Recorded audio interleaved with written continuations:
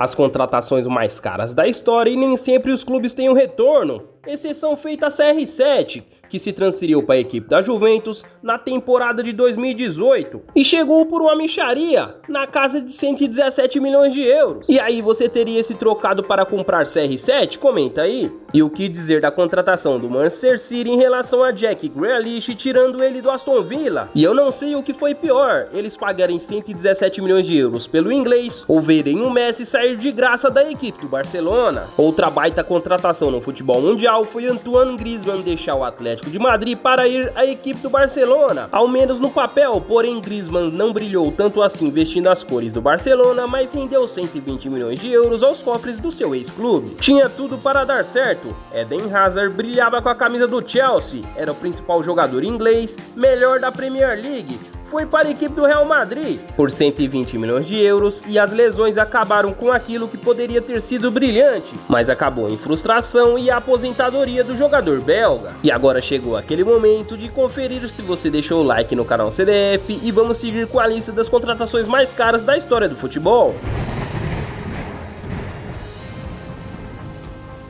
E o argentino Enzo Fernandes fez história, já que ele saía do Benfica para ir ao Chelsea e depois se tornou campeão do mundo, mas até então o Chelsea desembolsava 121 milhões de euros. E no final dessa história deu bom, o Chelsea acertou, ao contrário do atacante português João Félix, que também saiu do Benfica para o Atlético de Madrid e até hoje é a maior contratação da história do clube espanhol, comprado por 127 milhões de euros e não vingou, deu errado e fim de papo. Ousmane Dembélé surgiu como um raio jogando com a camisa do Borussia Dortmund e foi visto pelo Barcelona e lá parecia ser muito promissor, porém não conseguiu desenvolver seu futebol, custou 135 milhões de euros e hoje em dia brilha com a camisa do PSG. Mais um fiasco vestindo as cores de Barcelona foi Philippe Coutinho, o brasileiro que saiu como camisa 10 do Liverpool e chegou com um grande nome na equipe da Catalunha por 135 milhões de euros e por algum mistério dos deuses do futebol não vingou e fim de papo. Uma das maiores contratações do clube parisiense foi Kylian Mbappé, que saiu do Mônaco para vestir a camisa do PSG por 180 milhões de euros. Se tornou o maior artilheiro da história do clube parisiense, mas decidiu se transferir para a equipe do Real Madrid. Já a maior contratação da história foi quando Neymar decidiu deixar Barcelona para vestir as cores do PSG